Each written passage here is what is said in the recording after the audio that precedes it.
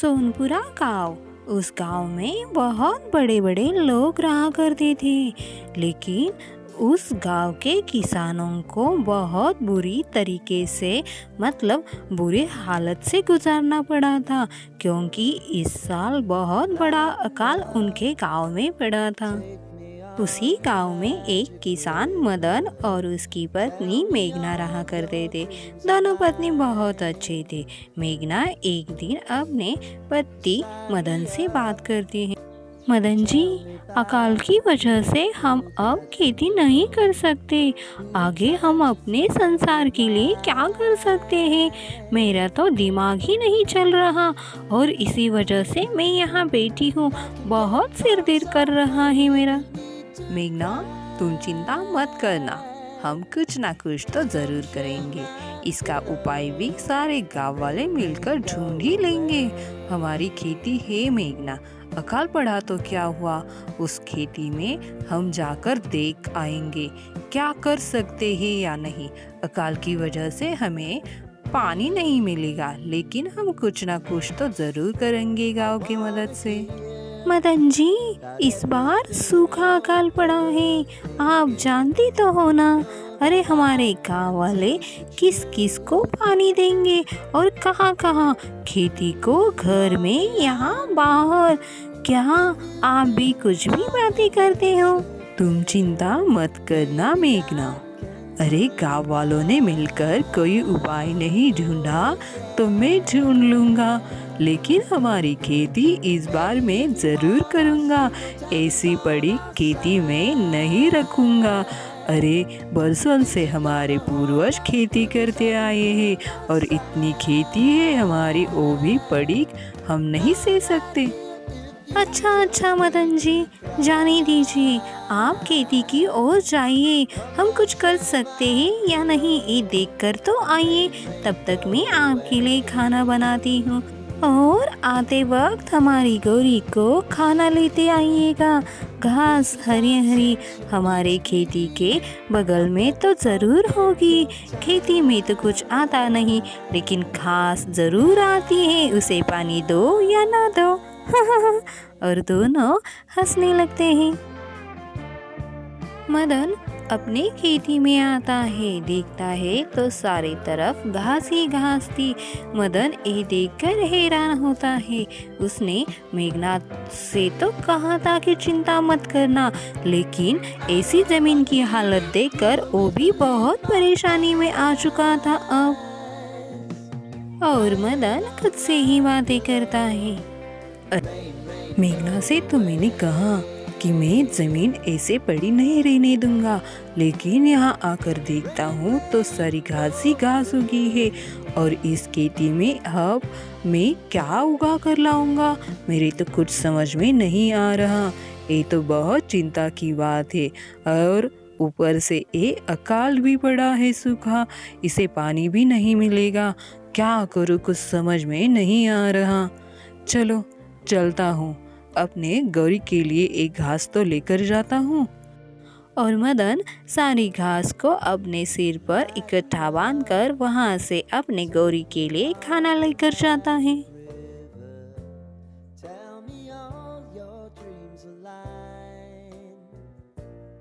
मदन और गांव वाले आपस में बात कर रहे थे। मदन को और गांव वालों को एक सेठ के यहाँ काम मिला था, इसी की चर्चा वो कर रहे थे। मदन बहुत खुश होता है अपने को काम मिलकर, क्योंकि थोड़ा पैसा जमा करके वो अपने खेती के बगल में ही कुआं खुदवाना चाहता था, अपने खेती के लिए पानी जो उसे चाहिए था। इसी वजह से तीनों भी राम बाबू के यहाँ काम पर लगे थे। राम बाबू बहुत ही बढ़िया सेठ था, उसके पास पैसों की कुछ कमी नहीं थी। मदन को और बाकी गाँव वालों को काम मिला था। ये खुशखबरी वो अपने पत्नी को देता है। मेघना, अरे मेघना, सुनती हो क्या? अरे मेघना, आज बहुत बड़ा खुशी का दिन है। मुझे और बाकी गांव वालों को रामभाव के यहाँ काम मिला है। तुम तो जानती हो और रामभाव कितना बड़ा आदमी, उसके पास मिल भी है, लकड़ियों को काटने की और मिठाई की दुकान भी। मुझे मिठाई बनाने का काम मिला है। तुम जानती हो मेघना, मेरे हाथों में जादू है। मैं लड्डू चुटकियों में तैयार करता हूँ, वो भी स्वादिष्ट। हाँ मदन जी, मैं जानती हूँ आपके हाथों में बढ़िया स्वाद है। अच्छा हुआ आपको काम तो मिला, 4 पैसे घर में आएंगे तो अपने संसार के लिए हाथ भार ही लगेगा। अरे इस अकाल की वजह से इस बार तो मुझे नहीं लगता हमारे खेती में कुछ भी उगेगा। मेघना और मदन बहुत खुश थे, उन्हें काम जो मिला था और मदन सुबह सुबह काम पर भी जाता है। मदन, श्याम और रमेश तीनों राम भाव के यहाँ काम पर लगे थे।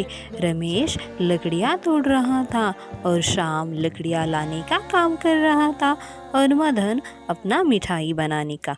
मदन के हाथों में जादू था, इसलिए बहुत सारी मिठाई उस राम भाव की जल्दी बिक जाती और उसे लकड़ियों के बदले मिठाई में बहुत नफ़ा होने लगा था। इसी वजह से शाम के मन में मदन के लिए जलन पैदा होती है और बदले की भावना, क्योंकि श्याम और रमेश को उसके काम की कोई भी तारीफ नहीं मिलती, बदले में मदन को बहुत अच्छे से मिलती। एक माह उनका काम में कैसा बीत जाता है उन लोगों को भी पता नहीं चलता और रामभाव का व्यवसाय भी बहुत अच्छे से बढ़ने लगा था। मिठाई की दुकान तो इतने तेजी से बढ़ रही थी कि रामभाव खुशी से पागल ही हो चुका था। उसने मदन से कहा, अरे मदन, तुमने तो मेरे यहाँ काम कर कर मुझ पर उपकार ही किया है। तुम्हारी वजह से मेरा व्यवसाय 2 गुना बढ़ गया है। इसी वजह से मैं कल से तुम्हें 2 गुना पगार दूंगा। इस माह में 2 माह का पगार दूंगा बढ़कर, और इन लोगों को 1 माह का ही। तुम्हारे पगार में बढ़ती करता हूँ आज से मैं। रामभाव की बातें सुनकर मदन बहुत खुश होता है।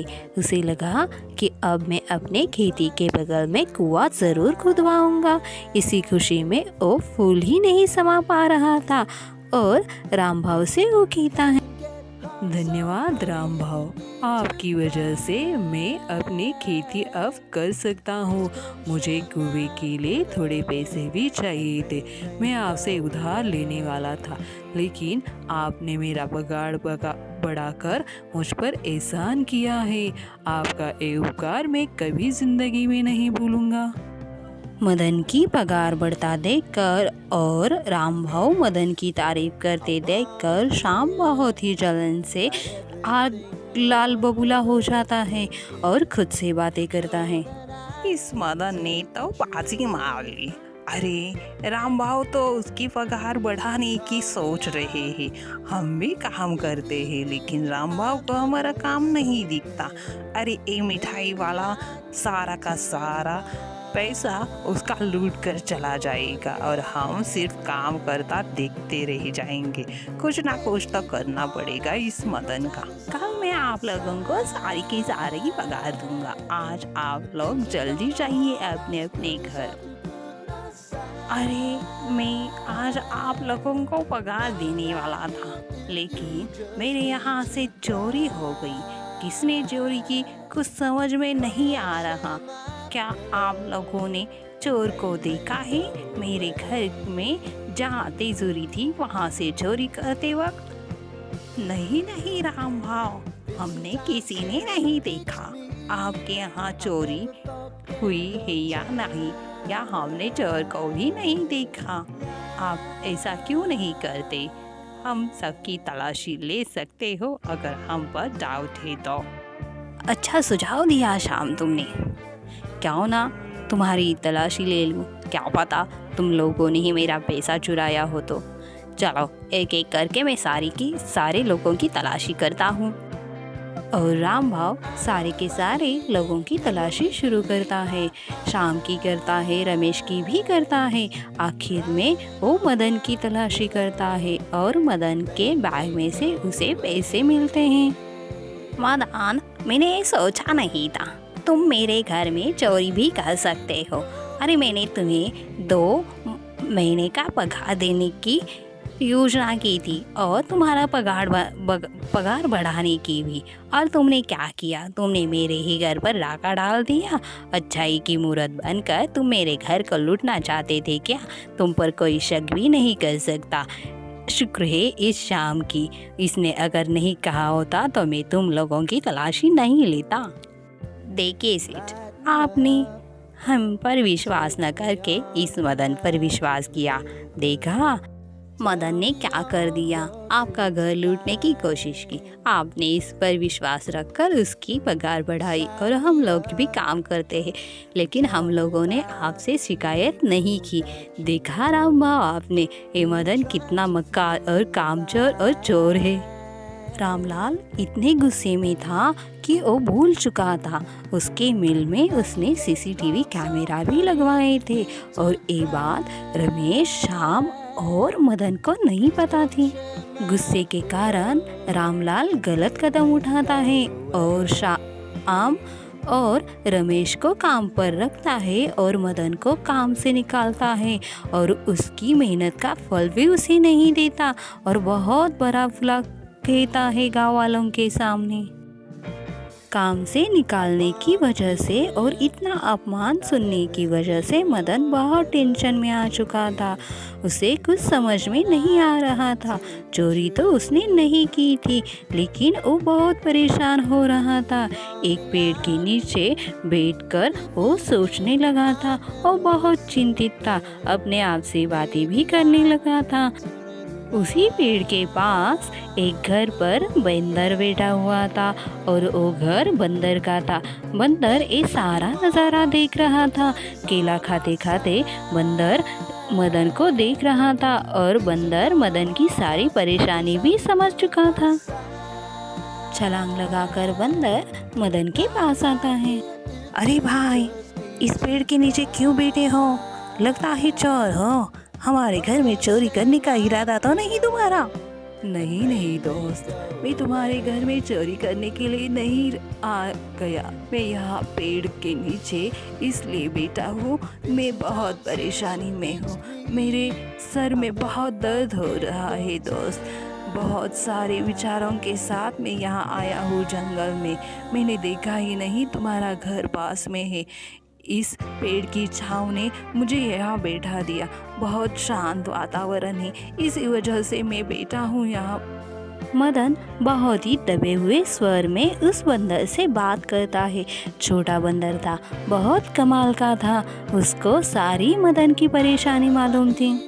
अच्छा, ऐसी बात है, तुम झूठ बोल रहे हो।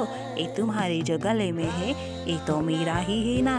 देखो देखो जरा तुम्हारे गले की तरफ। दोस्त, मुझे माफ़ करना, मुझे नहीं पता ये मेरे गले में कैसा आया।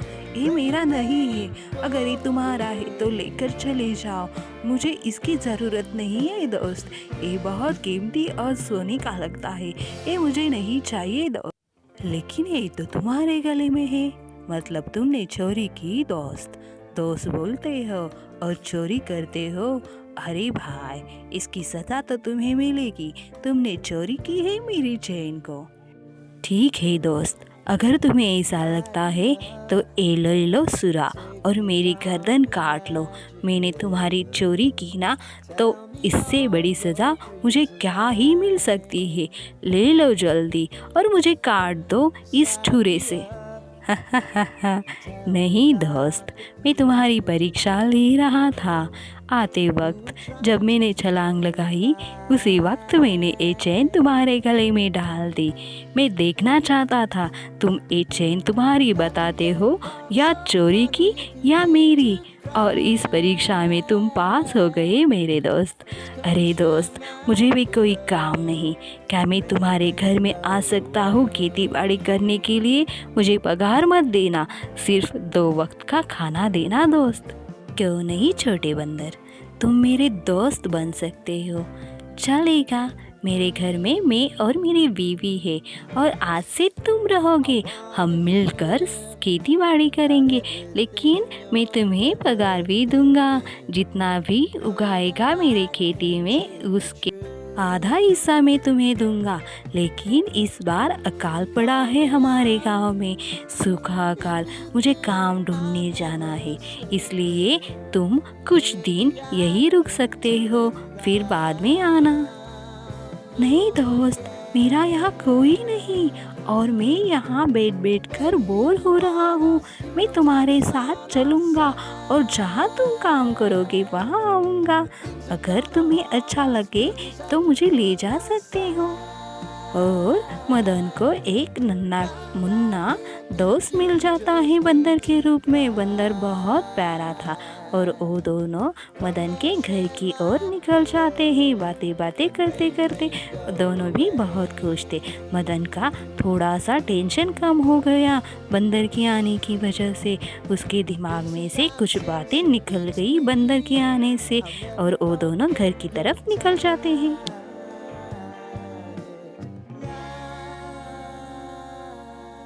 अरे दोस्त, ये कैसी जादू है? ये तो मेरा घर नहीं है। कितना सुंदर घर है, लेकिन यही तो मेरा घर था, कहाँ चला गया? मदन के तो कुछ समझ में नहीं आ रहा था। वो बंदर से बातें कर रहा था। तभी बंदर उससे कहता है, दोस्त, मैं कोई आम बंदर नहीं हूँ, मैं एक जादुई बंदर हूँ और मैं तुम्हारी परीक्षा ले रहा था। मुझे पता था तुम किस टेंशन में हो और इसी टेंशन में मैंने तुम्हें एक सोने की चेन दे दी। मुझे लगा तुम लालच की वजह से वो चेन चुरा कर भाग जाओगी या वरना कहोगे कि ये तुम्हारी ही है, लेकिन तुमने ऐसा नहीं किया। तुम दिल के बहुत अच्छे हो, इसी वजह से मैंने तुम्हें दोस्त बनाया और एक घर भी मैंने ही तुम्हें बनवा कर दिया है। और ये सारा नज़ारा देखकर मदन अपने पत्नी को आवाज़ लगाता है, अरे भाग्यवान, सुनो, जल्दी से बाहर आ जाओ मेघना, जल्दी जल्दी आओ। मदन की ऐसी आवाज़ सुनकर मेघना भी दौड़ी दौड़ी मदन से मिलने के लिए बाहर निकल जाती है। मेघना बाहर आकर देखती है तो मदन के साथ एक छोटा सा बंदर उसे दिखाई देता है। तो मेघना अपने पति मदन से पूछती है, मदन जी, ये कौन है और ये हमारा घर चुटकियों में कैसे बदल गया? आप अंदर तो आकर देखना, कितना प्यारा घर बना हुआ है। मैं खाना बना रही थी तभी अचानक घर जादू में पलट गया और कितना सुंदर बन गया है। मदन मेघना को सारी हकीकत बताता है और ये जादुई बंदर है, ये भी वो उससे कहता है। और रामभाव ने उसे चोरी के इल्ज़ाम में बाहर निकाल दिया काम से, ये भी वो मेघना से कहता है। और ये बंदर कैसा मिला ये भी, और तीनों बातें ही कर रहे थे तभी रामभाव भी वहाँ आता है और मदन से माफ़ी मांगता है और मदन से कहता है कि मदन, मैंने गुस्से में तुम्हें काम से निकाल दिया, लेकिन तुम्हारी कोई गलती नहीं थी। अरे, इस शाम ने ही सारा किया धरा किया था और ये मेरे सीसीटीवी कैमरा में कैद हुआ, शाम को भी पता नहीं था। तुम कल से काम के लिए आ जाना मदन, और तुम्हारा सारा का सारा पैसा भी मैं दूंगा और तुम्हारे खेती के लिए भी मैं एक कुआं खुदवा कर दूंगा।